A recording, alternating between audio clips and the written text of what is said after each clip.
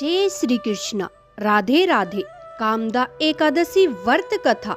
इस व्रत को विधि पूर्वक करने से समस्त पापों का नाश हो जाता है तथा राक्षस आदि की योनि भी छूट जाती है। संसार में इसके बराबर कोई और दूसरा व्रत नहीं है। इसकी कथा सुनने मात्र से वाजपेय यज्ञ का फल प्राप्त होता है। चैत्र मास की अमावस्या को हमारी भारतीय संवत की अंतिम तिथि होती है और इसकी अगली प्रतिपदा को प्रारंभ हो जाता है हमारा नया संवत और भगवती दुर्गा के नवरात्रों के बाद आने वाली चैत्र के शुक्ल पक्ष की एकादशी को कामदा अर्थात सभी कामनाओं को पूर्ति करने वाला कहा गया है।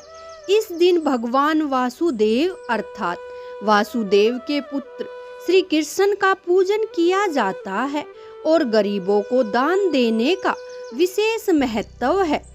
पुलकित मन से भगवान श्री कृष्ण को कोटि कोटि नमस्कार करने के बाद धर्मराज युधिष्ठिर ने प्रभु श्री कृष्ण से प्रार्थना की, हे महाराज, अब मेरी इच्छा चैत्र मास के शुक्ल पक्ष की एकादशी के नाम, महत्तम, पूजा विधि आदि के बारे में विस्तार पूर्वक जानने की है। तब भगवान श्री कृष्ण ने कहा, हे राजन, यही प्रश्न एक बार महाराजा दिलीप ने महर्षि वशिष्ठ से पूछा था। जब वशिष्ठ जी ने जो कथा महाराज दिलीप को सुनाई थी वही मैं आपको सुनाता हूँ। बहुत समय पहले की बात है। रतनपुर नामक एक नगर पर अनेक ऐश्वर्यों से युक्त पुंडलिक नामक का एक राजा राज्य करता था। रतनपुर नगर में अनेक अप्सरा, किन्नर तथा गांधर्व वास करते थे। उनमें ललित और ललिता नामक पति पत्नी भी थे। उन दोनों में अत्यंत स्नेह था। थोड़े समय के लिए भी अलग होते ही वे दोनों अत्यंत व्याकुल हो जाते थे। एक समय पुंडलिक की सभा में अन्य गांधर्वों के सहित ललित भी गाना गा रहा था। गाते गाते उसको अपनी प्रीतमा ललिता का ध्यान आ गया। इससे ध्यान भंग हो गया और गायन का स्वरूप बिगड़ गया। ललित के मन का भाव जानकर कोरकट नामक नाग ने पदभंग होने का कारण राजा से कह दिया। तब पुंडलिक ने क्रोधपूर्वक कहा कि तू मेरे सामने गाता हुआ अपनी स्त्री का स्मरण कर रहा है, अतः तू कच्चा मांस और मनुष्य को खाने वाला राक्षस बनकर अपने किए कर्मों का फल भोगोगे। पुंडलिक के श्राप से ललित अति समय विकराल राक्षस हो गया। उसका मुख अत्यंत भयंकर, नेत्र सूर्य और चंद्रमा की तरह प्रदीप्त तथा मुख से अग्नि निकलने लगी। सिर के बाल पर्वत पर खड़े वृक्षों के समान तथा भुजाएं अत्यंत लंबी हो गई। इस प्रकार उसका शरीर 8 योजना लंबा हो गया। राक्षस बनकर वह अनेक प्रकार के दुख भोगते हुए जंगलों में भटकने लगा। अब तो उसकी स्त्री ललिता भी अत्यंत दुखी होकर उसके पीछे पीछे भटकती रही और तरह तरह के विलाप करती रही। वह अपने पति के उद्धार का उपाय भी सोचती रहती थी। एक दिन ललिता अपने पति के पीछे पीछे चलते हुए विंध्याचल पर्वत पर श्रृंगी ऋषि के आश्रम तक पहुंच गई। श्रृंगी ऋषि ने ललिता को देखकर पूछा, हे देवी, तुम कौन हो और यहाँ किस लिए आई हो?